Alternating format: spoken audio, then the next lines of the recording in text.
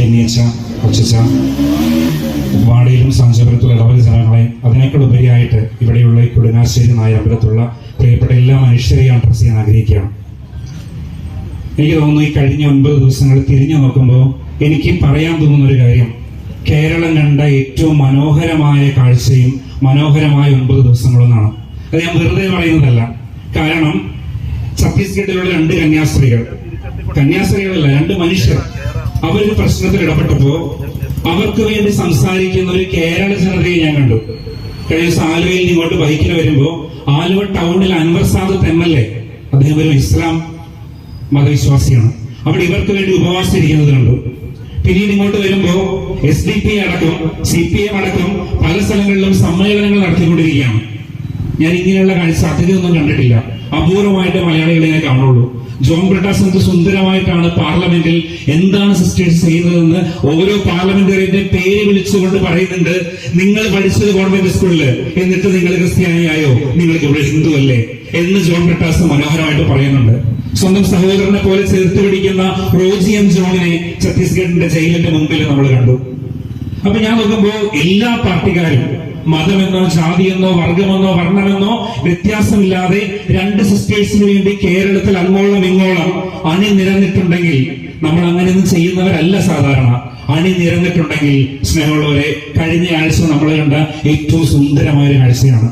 3, 4, 5 ദിവസങ്ങളിൽ prime time ചർച്ചകളിൽ ഈ ദിവസം കത്തിച്ചു നിർത്താനായിട്ട്, ഈ വിഷയം കത്തിച്ചു നിർത്താനായിട്ട് എല്ലാ ചാനലുകളും മത്സരിച്ചെങ്കിൽ സ്നേഹമുള്ളവരെ, രാഷ്ട്രീയ മുതലെടുപ്പ് മാത്രമാണെന്ന് ഞാൻ വിശ്വസിക്കുന്നില്ല. എവിടെയൊക്കെ നന്മയുണ്ട്, എവിടെയൊക്കെ സ്നേഹമുണ്ട്, എവിടെയൊക്കെ നീതി പുലരണമെന്ന് ആഗ്രഹിക്കുന്ന ഒരു നല്ല കേരള സമൂഹം ഇന്നും ബാക്കിയുണ്ട് എന്നൊരു നല്ല ചേതോഹരമായ കാഴ്ചയാണ് എനിക്കിപ്പോഴും മനസ്സിലേക്ക് ഓർമ്മ വരുന്നത്. ഈ ചേതോഹരമായ കാഴ്ച കണ്ടതിന് ശേഷം ഞാൻ കണ്ട മറ്റു ചില കാഴ്ചകളും കൂടി പങ്കുവെച്ചിട്ട് ഈ പ്രസംഗം ഞാൻ അവസാനിപ്പിക്കാമെന്ന് വിചാരിക്കുകയാണ്. അതിനു മുമ്പ് കുറച്ച് വാക്കുകൾ മാത്രം നിങ്ങളോട് പറയാം. ആ വാക്ക് പറയുമ്പോൾ നിങ്ങളുടെ മനസ്സിലേക്ക് ഉണ്ടാകുന്ന വികാരം എന്താണ്? അത് ചിരിയാണോ, കരച്ചിലാണോ, വിഷമമാണോ എന്ന് എനിക്കറിയില്ല. ഏതാണ്ട് കുറച്ച് വാക്കുകൾ ഞാൻ പെറുക്കി തരാം. ആ വാക്കുകൾ കേൾക്കുമ്പോൾ എന്ത് മനസ്സിലേക്ക് വരുന്നു നിങ്ങൾ ചിന്തിച്ചാൽ മതി. വാക്ക് നമ്പർ 1 കേക്ക്, നമ്പർ 2 സ്വർണ്ണ കിരീടം, 3 കുരുത്തോല വാഴക്കുല, 4 തൃശൂർ, ഒരു പേര് സുരേഷ് ഗോപി. ഈ വാക്കുകൾ മാത്രം മതി.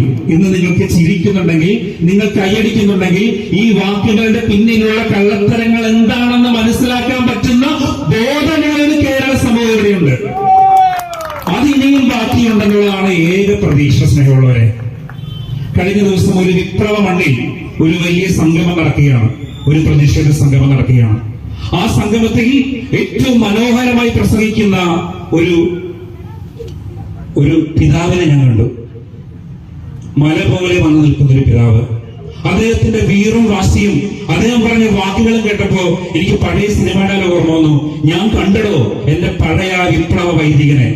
തീർച്ചയായിട്ടും പണ്ട് അങ്ങോളം ഇങ്ങോളം തെരുവുകളിൽ പേടി സ്വപ്നമായിരുന്ന, ഒന്നിനെയും പേടിക്കാതെ സത്യത്തിന് വേണ്ടി ശബ്ദിച്ചിരുന്ന, വിപ്ലവ സൂര്യനെ പോലെ പ്രസംഗിച്ചിരുന്ന ഒരു വൈദികനെ ഞാൻ കണ്ടടോ ആ വേദിയിൽ. അദ്ദേഹം എഴുന്നേറ്റ് നന്ന് പറഞ്ഞൊരു വാക്കുണ്ട്.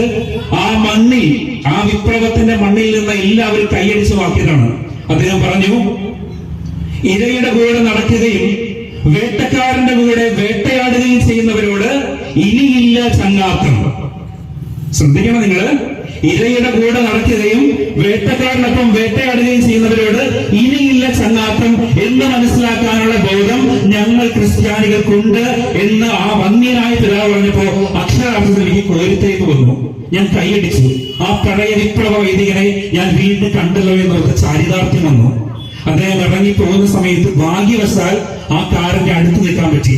ഞാൻ നേരെ ചെന്നിട്ട് പിതാവിനോട് പറഞ്ഞു, പിതാവേ, ഈ പറഞ്ഞ വാക്കുകൾ, പിതാവ് ഇപ്പൊ പറഞ്ഞ സെന്റൻസ് ഉണ്ടല്ലോ, ആ സെന്റൻസ് പിതാവ് ബോധത്തോടെ പറഞ്ഞതാണെങ്കിൽ അന്നത്തെ ആ 300 രൂപയുടെ റബ്ബറിന്റെ പ്രശ്നമുണ്ടല്ലോ, അതിന്റെ ക്ഷീണം ഈ പ്രശ്നം കൊണ്ട് മാറും എന്ന് ഞാൻ പറഞ്ഞു. ഇത് പറഞ്ഞിട്ട് 2 ദിവസമേ പിന്നിട്ടിട്ടുള്ളൂ. സ്നേഹമുള്ളവരെ, വെറും 2 ദിവസമേ പിന്നിട്ടിട്ടുള്ളൂ. കേരളം കണ്ട ഏറ്റവും അശ്ലീലം എന്ന് പറയാവുന്ന ഒരു കാഴ്ച ഇന്നലെ ഞാൻ കണ്ട TV വാർത്തയാണ്. ആ വാർത്ത എങ്ങനെയാണ്? ആ ബിഷപ്പ് കന്യാസ്ത്രീകൾ മോചിപ്പിക്കപ്പെട്ടവർക്ക് അതിന് ജാമ്യം കിട്ടിയതിനെ ഓർത്ത് നന്ദി പറയുന്നു. ആർക്ക്? നേരിട്ട് ഇടപെട്ട അമിത്ഷാക്ക് നന്ദി. ഇതിനുവേണ്ടി കൈകൾ കോർത്ത കേന്ദ്ര നേതൃത്വത്തിന് നന്ദി. സ്നേഹമുള്ളവരെ, കേരളത്തിൽ അങ്ങോളം ഇങ്ങോളം മതമോ ജാതിയോ പാർട്ടിയോ നോക്കാതെ എത്ര മനുഷ്യർ ഈ വിഷയത്തിന് വേണ്ടി അണിനിരുന്നു. വേണ്ട, അവർക്കൊരു വാക്ക് നന്ദി പറയണ്ട. പക്ഷെ ഈ ഒരു വാക്ക് അവിടെ പറയാതിരിക്കാമായിരുന്നു. ഈ ഒരു വാക്ക് അവിടെ പറയാതിരിക്കാമായിരുന്നു. ഒരുപക്ഷെ കേരളം കണ്ട ഒരു രാഷ്ട്രീയ അശ്ലീലം എന്ന് വേണമെങ്കിൽ പറയാം. കഴിഞ്ഞ ദിവസം കൊഴുപ്പള്ളിയിൽ സമരം നടക്കുമ്പോൾ, ഇതുപോലൊരു പരിപാടി നടക്കുമ്പോൾ അമ്മച്ചിമാരെ വന്നുകൊണ്ടിരിക്കുകയാണ്. അപ്പൊ ഞാൻ ഈ ഉടുപ്പിട്ട് നിൽക്കുന്നതുകൊണ്ട് ഒരു അമ്മച്ചിനോട് ചോദിച്ചു, എന്റെ അച്ഛ ഇങ്ങനെ തന്നെ ചോദിച്ചു, എന്റെ ഒന്നച്ഛ, നിങ്ങൾ ഈ പറഞ്ഞത് കേട്ടിട്ട് ഞങ്ങൾ ഈ കൊടയും വടിയും എടുത്ത് ഇത്രയും ദൂരം നടന്ന് ഈ ജാഥയ്ക്ക് പോണ സമയത്ത് ഇനി നിങ്ങളുടെ അരമയിൽ അവര് കേൾക്കുകൊണ്ട് വരുമ്പോ ഞങ്ങൾ ആരായി? ഞങ്ങൾ ശശിയായില്ലേ എന്ന് അമ്മ ചോദിച്ചപ്പോ എന്റെ നെഞ്ചിലൊരു കനലാണ്. ശരിയല്ലേ? കൂടെ നിൽക്കുന്ന വിശ്വാസികളെ വഞ്ചിക്കുന്ന പരിപാടിയല്ലേ കാണിക്കുന്നത്? സ്നേഹം നിറഞ്ഞവരെ, BJP നമുക്കറിയാം, സംഘപരിവാറിന് എനിക്കറിയാം, ബജ്രംഗദളിന് നമുക്കറിയാം. അതുകൊണ്ട് അവരെന്ത് കാണിക്കുമെന്ന് ഞാൻ ഇനി പറയാൻ ആഗ്രഹിക്കുന്നില്ല. കാരണം അവരെന്താണ് ചെയ്യേണ്ടതെന്ന് അവർക്കറിയാം. അവർ ഫോളോ ചെയ്യുന്നത് മനുസ്മൃതിയാണ്, അല്ലെങ്കിൽ വിചാരധാരയാണ്. വിചാരധാരയിൽ ഒന്നാമത്തെ ശത്രു ആരാണ്? അത് മുസ്ലിമാണ് എന്ന് പറയുമ്പോ നമ്മൾ ഇവിടെ പറയും നാർക്കോട്ടിക് ജിഹാദ്, ലവ് ജിഹാദ് പറഞ്ഞുകൊണ്ടിരിക്കും. രണ്ടാമത് പറയുന്നത് രണ്ടാമത്തെ ഞങ്ങളുടെ വർഗ ശത്രു അത് ക്രിസ്ത്യൻസ് ആണ്. മൂന്നാമത്തേത് മിഷണറിമാരാണ്. നാലാമത്തേത് കമ്മ്യൂണിസ്റ്റുകളാണ്. ഇത് കൃത്യമായി ബോധമുള്ളവരാണ് BJP, RSS, ബജറംഗദൾ പ്രവർത്തകര്. അതുകൊണ്ട് എനിക്ക് അവരോടൊന്നും പറയാനില്ല. എനിക്ക് പറയാൻ ഒറ്റ കാര്യമുള്ളൂ, പുറത്തു നിൽക്കുന്ന ശത്രുക്കളേക്കാൾ നമ്മളെ സങ്കടപ്പെടുത്തുന്നത് കൂടുതൽ ഒറ്റിക്കൊടുക്കുന്ന ജൂദാസുമാരെയാണ്. പുറത്തു നിന്ന് നമ്മൾക്കിട്ട് പണി തരുന്ന ശത്രുക്കളേക്കാൾ നമ്മുടെ നെഞ്ച് പൊള്ളിപ്പോകുന്നത്, ഞാൻ നേരത്തെ പറഞ്ഞ അമ്മച്ചമാരുടെ തേങ്ങ വരുന്നത് നമ്മുടെ കൂടെ നിന്ന് നമ്മളെ ഒറ്റിക്കൊടുക്കുന്ന ഒറ്റുകാരെയാണ് പ്രിയപ്പെട്ടവരെ. അതുകൊണ്ട് സ്നേഹം നിറഞ്ഞവരെ, നമ്മൾക്ക് പ്രതിരോധിക്കേണ്ടത് രണ്ടുപേരെയാണ്, പുറത്തു നിന്നുള്ള ശത്രുക്കളെയും അകത്തു നിന്നുള്ള ഒറ്റുകാരെയും. ഇത്തരം ഗതികേടിലാണ് ഇന്ന് കേരള സഭ കൊണ്ടുപോയി നിൽക്കുന്നത്. അതുകൊണ്ട് ഞാൻ അവസാനിപ്പിക്കാൻ ദീർഘിപ്പിക്കുന്നില്ല. ക്രിസ്തു ഉപമകളിലൂടെയാണ് കഥ പറഞ്ഞത്. രണ്ട് കഥ മാത്രം പറഞ്ഞിട്ട് ഞാൻ അവസാനിപ്പിക്കാം. ഞങ്ങളാണ് ജാമ്യം കൊടുത്തത്, ഞങ്ങളാണ് ക്രൈസ്തവർ പറഞ്ഞത് കേട്ടിട്ട് ഇതിനു വേണ്ടി പ്രവർത്തിച്ചത് എന്ന് പറഞ്ഞ് ക്രെഡിറ്റ് അടിക്കുന്ന പരിപാടിയാണ് ഇന്നത്തെ ദിവസം മൊത്തം കണ്ടത്. കുമ്മനടി, അനൂപടി, ക്രെഡിറ്റ് അടി അല്ലെ? എന്തിനു വേദന ക്രെഡിറ്റ് അടി? നേരെ നിൽക്കുന്ന തോളത്ത് ചാഞ്ഞിരിക്കുന്ന തോളിന്റെ ഇടയിൽ കൂടി കഴിഞ്ഞിട്ട് ക്രെഡിറ്റ് അടി. ഇത് മൊത്തം ഇറക്കിക്കൊണ്ടുവന്നത് ഞങ്ങളാണെന്ന് പറയിപ്പിച്ച് ക്രെഡിറ്റ് അടി. സ്നേഹമുള്ളവർ, ഈ ക്രെഡിറ്റ് അടി നിൽക്കുന്ന സമയത്ത് രണ്ട് കഥ പറഞ്ഞിട്ട് ഞാൻ അവസാനിപ്പിച്ചോളാം. ഒന്നാമത്തെ കഥ അതൊരു സിനിമയാണ്. നിങ്ങൾ എല്ലാവരും കണ്ടിട്ടുള്ള വിയറ്റ്നാം കോളനി എന്ന് പറയുന്ന മോഹൻലാലിന്റെ സാമി എന്ന് പറയുന്ന കഥാപാത്രത്തെ അവതരിപ്പിച്ച വിയറ്റ്നാം കോളനി. ഇനി ഞാൻ കണക്ഷൻ ഒന്നും പറയില്ല, നിങ്ങൾ ചിന്തിച്ചാൽ മതി. ഈ വിയറ്റ്നാം കോളനിയില് അവിടെ വന്ന് കോളനിക്കാർക്കിടയിൽ പൈലിംഗ് നടത്തി കെട്ടിടം പണിയണമെന്ന് പറയുന്നത് സാമി മോഹൻലാല്. ഈ പൈലിംഗ് നിർത്തണമെന്ന് പറഞ്ഞ് സമരം ചെയ്യണമെന്ന് കോളനിക്കാർ ഇളക്കുന്നത് അതും മോഹൻലാല്. ഇത് കഴിഞ്ഞിട്ട് ജയിലിലേക്ക് പോകുന്നത് അതും മോഹൻലാല്. ഇത് കഴിഞ്ഞ് പുറത്തേക്ക് കൊണ്ടുവരുന്നത് അതും മോഹൻലാല്. സ്നേഹമുള്ളവര്, കുറച്ചുകൂടി നേരത്തെ അറസ്റ്റ് ചെയ്തിരുന്നെങ്കിൽ കുറച്ചുകൂടി നേരത്തെ ജാമ്യം കൊടുക്കാമായിരുന്നു എന്ന് പറയുന്ന നിഷ്കളങ്ക മാനസര്. എന്താണ് നമ്മൾ പറയേണ്ടത്? സ്നേഹമുള്ളവരെ, കൊല്ലിക്കുന്നത് നീയെ ചാപ്പ, രക്ഷിക്കുന്നത് നീയെ, പുറത്തിറക്കുന്നത് നീയെ, തടിച്ചെടുക്കുന്നത് നീയെ. എന്തൊരു വൈരുദ്ധ്യമാണ്, എന്തൊരു ഐറണിയാണ് പ്രിയപ്പെട്ടവരെ. രണ്ടാമത്തെ ഒരു കഥ, അത് നിങ്ങളിൽ പലരും കണ്ടിട്ടില്ല, അവാർഡ് സിനിമയാണ്. ഓക്കെ, ഈ അവാർഡ് സിനിമ അടൂർ ഗോപാലകൃഷ്ണന്റെ വിധേയൻ എന്ന് പറയുന്ന സിനിമയാണ്. ഈ വിധേയനിൽ മമ്മൂട്ടി ഒരു വില്ലൻ പരിവേഷമുള്ള കഥാപാത്രമാണ്. നീചനായ, സ്ത്രീലംബടനായ, ആളുകളെ അധീശത്വത്തോടെ പിടിച്ചെടുക്കുന്ന ഭാസ്കര പട്ടേലർ എന്ന് പറയുന്ന കഥാപാത്രം. അയാൾക്ക് വിധേയപ്പെട്ട അയാളുടെ അടിമയാണ് തൊമ്മി. ഒരു ദിവസം തൊമ്മി വീട്ടിലേക്ക് കയറി വരുമ്പോ തന്റെ വീട്ടിൽ നിന്ന് ഇറങ്ങി വരുന്ന ഭാസ്കര പട്ടേലർ തന്റെ ഭാര്യയെ പീഡിപ്പിച്ചിട്ടാണെന്ന് തൊമ്മിക്ക് മനസ്സിലാകുന്നുണ്ട്. കാരണം അകത്ത് ഭാര്യ കിടന്ന് കരയുന്നുണ്ട്.